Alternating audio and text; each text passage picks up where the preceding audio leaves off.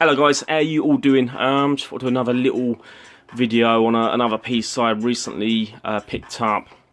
This is the Trick or Treat Studios Stripe Gremlin puppet. Like I say, it's made by Trick or Treat Studios. I think this was released in the US just before Christmas, but we've just started to see stock arrive in the UK now. So I picked this up. I actually got this from a website called Mad About Horror. I believe I got the last one, but they're no doubt going to get some more stock very soon, if not already. So check them out if you are after this.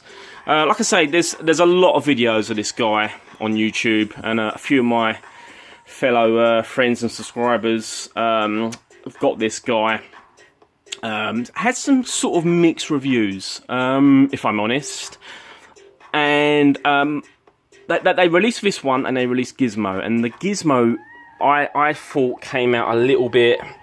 It could have been a lot better. I think. So you know, I've got a pretty decent Gizmo in my collection, so I wasn't too worried about that. But I was very interested in this one, and even with the slight complaints, it still interested me because I like the overall look of it. I think it's a cool looking little gremlin, and now I've got it in hand. That I've not changed my mind. It's not perfect, and I'll show you kind of the good and bad. But like I say, I looked at a few friends of mine on YouTube, Simon, Alisaur, and Max Power. Max Power's done a very good video on this. So if you want to see a more of an in-depth review and side by side next to the Medicom Gizmo, then check his video out. It's a really cool video. But I'll give you my thoughts. Like I say, I got this from Mad About Horror, and it is a puppet, so you can actually put your hand in the back.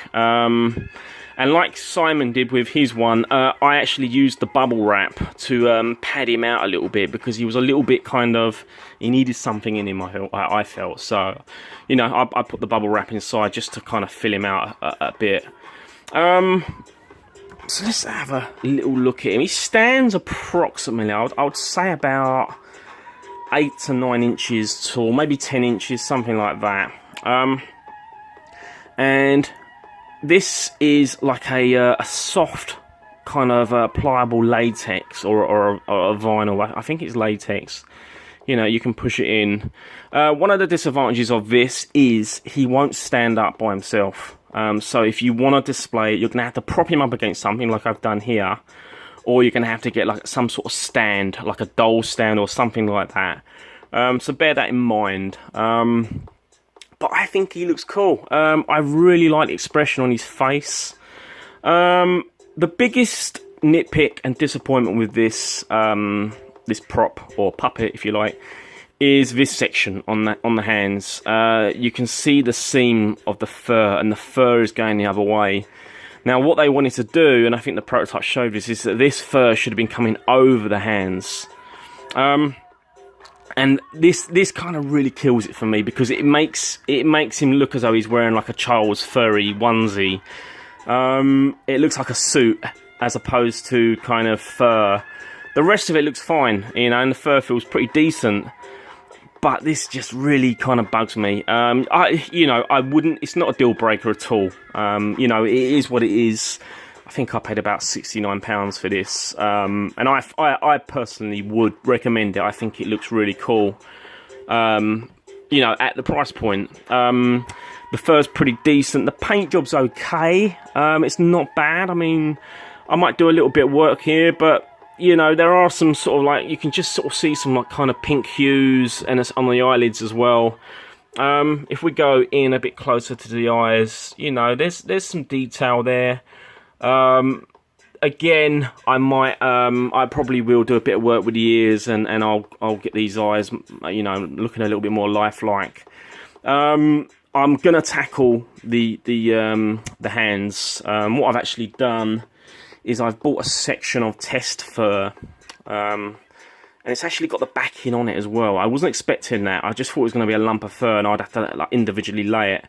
Or in clumps, but I might actually be able to do this in a strip and apply it. I don't know, but I'm gonna have a go at this and try and get the fur kind of you know, coming more over the hand. I might add some in the ears, I don't know yet, but that's my plan. Like I say, it is what it is. I think he looks cool.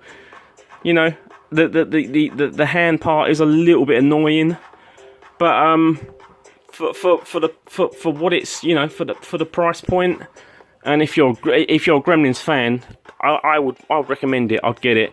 The Gizmo one, I would. I don't think it looks as good as this, if I'm honest. So check that out, and you know, be sure if you want to buy that. If I just bring my Gizmo in as a size reference, there's my Gizmo there. If he's standing up, so there's. I think my Gizmo's a little bit taller, but there's not a lot in it, to be fair. Not a lot at all. So yeah, there you go, guys. Trick or Treat Studios, Stripe Gremlin. I think he looks pretty cool. I'm a big Gremlin fan, so I recommend it. I'd go for it. You know, if you can see past this part, which is really disappointing, you know, he's pretty cool. So nice little pickup. Anyway, guys, I'm going to end it there, and I will see you on the next video. Take it easy. Stay safe. I will catch you later.